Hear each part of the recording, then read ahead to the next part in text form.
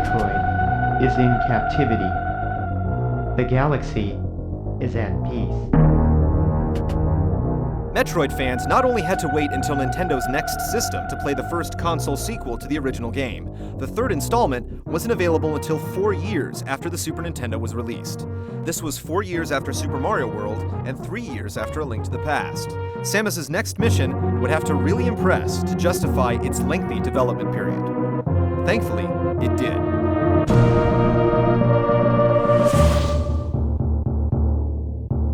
In March of 1994, Super Metroid didn't simply evolve from its NES counterpart, or continue the story after the Game Boy game.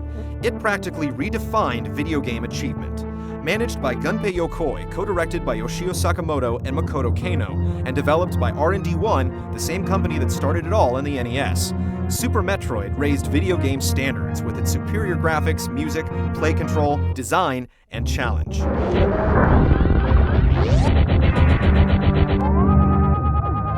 The story picked up where the Game Boy ended, with Samus dropping off her newly adopted Metroid so scientists would hopefully discover how mankind could benefit from the newborn's untapped properties. But it wasn't long before Ridley, the dragon-like general of Mother Brain and leader of the space pirates, invaded the laboratory, stole the Metroid, and flew off to planet Zebes.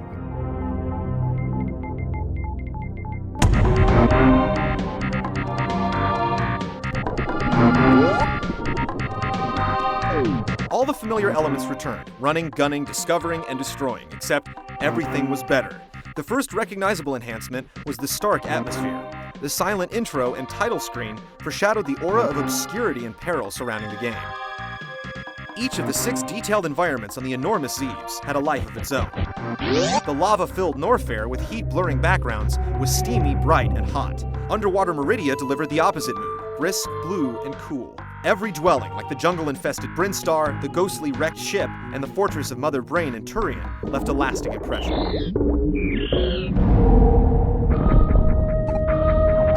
Defeating menacing enemies was a bit easier this time around, as Samus had a few new moves up her cannon. For the first time in the series, Samus could shoot in all 8 directions, making it painless to blow up those pesky ceiling bats. She could perform continuous wall jumps, opening up numerous shortcuts, and even moonwalk when she had to fire in one direction and gracefully walk in the other. The upper right corner of the screen revealed a small map indicating your current location and adjacent rooms. Pressing start allowed you to view the map in its entirety. Scattered throughout the game were map data stations that filled in the uncharted lands, making exploring more manageable, which made the missions to follow that much more fun. Of course, new items and power-ups were abundant as well. The grappling beam let Samus attach to magnetic surfaces, allowing her to swing herself across vacant gaps. The speed booster helped her run at Mach 9, plowing through destructible walls and letting her defy gravity. And when the shot button was held down, the charge beam gathered energy, delivering a large burst of plasma goodness when released. One particular add-on that's been seen in every Metroid since. But there were so many more useful items and power-ups, like the X-ray scope, super missiles, power bombs, hyper beam, gravity suit, and more, all either returning or influencing new ideas in the sequels to come. Boss battles were a regular spectacle in Super Metroid, as you encountered over 10 of them, each cleverly designed, challenging you to figure out how to annihilate them as quickly as possible. Some bosses were 30 times your size, with irregular movement patterns and hidden strategies.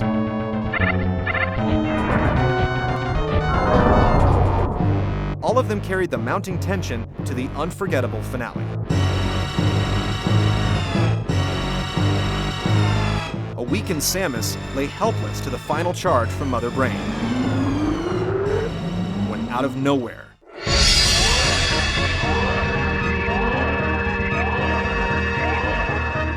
after finishing the game, Super Metroid kept with tradition, rewarding speedy players with a screenshot of a barely clothed Samus. Your completion time was shown, as well as a percentage of the amount of items you found. This small addition tempted players even more, daring them to not only finish the game with every item, but to do it as fast as possible. Super Metroid is arguably the most popular speedrunning game of all time, as it's still being mastered today.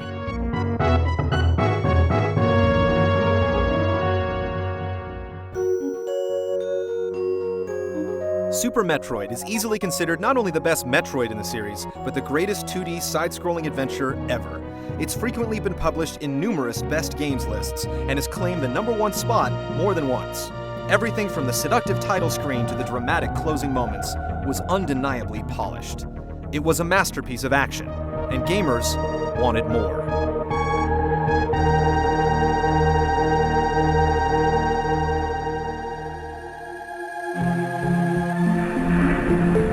But more didn't happen for quite some time. Fans grew confused that the bounty hunter completely bypassed the Nintendo 64. The last Metroid had perished, making fans wonder if Nintendo had put the galactic superhero on the shelf for good.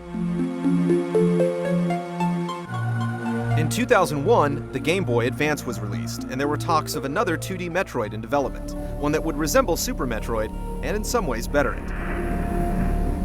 The fallout from Metroid 2 didn't guarantee it would be a smash hit, but at that point, gamers were so starved for Samus, they snapped in their AA batteries once more. After 8 lengthy years, Samus finally returned in Metroid Fusion. The 32-bit sequel was released in the US in November of 2002. At its core, Metroid Fusion retained the formula, but this handheld title presented a more user-friendly, objective-based adventure that emphasized story. Chronologically, Fusion is the last mission Samus has currently undertaken, and it directly follows the events of Super Metroid. On a scheduled research assignment back on SR-388, an unknown specimen dubbed the X-Parasite attacked Samus.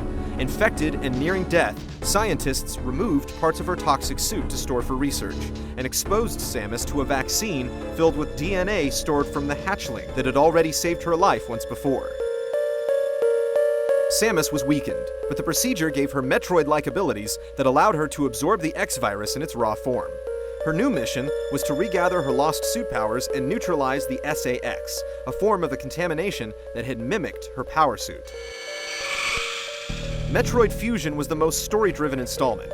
It was narrated frequently through written dialogue, usually between Samus and her computer.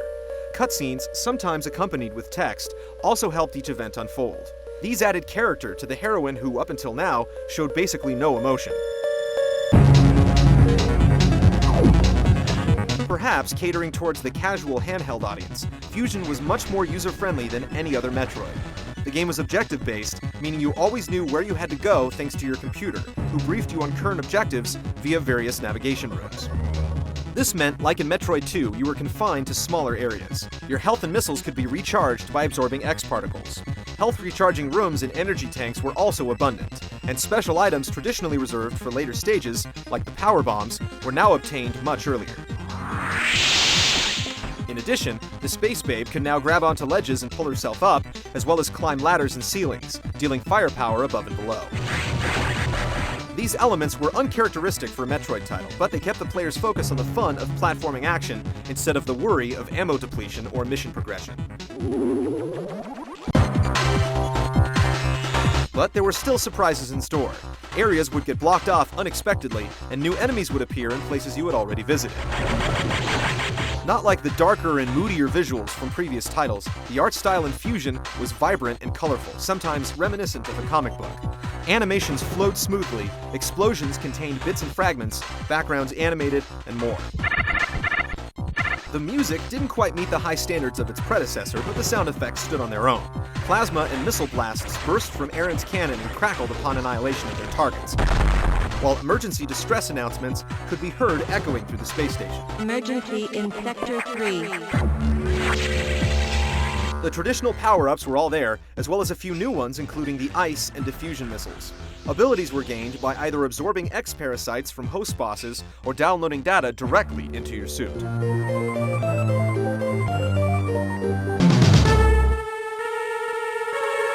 The cat-and-mouse game played by SA-X led Samus on a traditional Metroid adventure.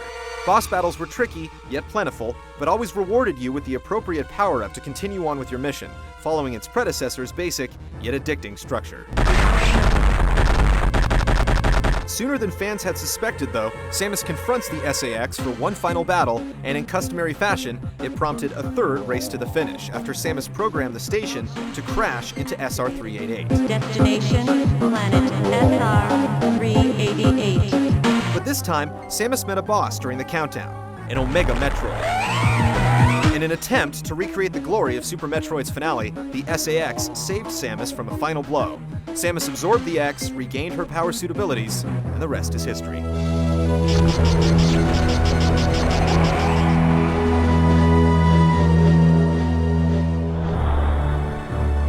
After an 8-year hiatus, there were tremendous expectations for Metroid Fusion, especially after Super Metroid powerbombed the industry. Although the objective-based style somewhat hindered the favored Metroid formula, the graphics, action, and ease of play went far to make up for it.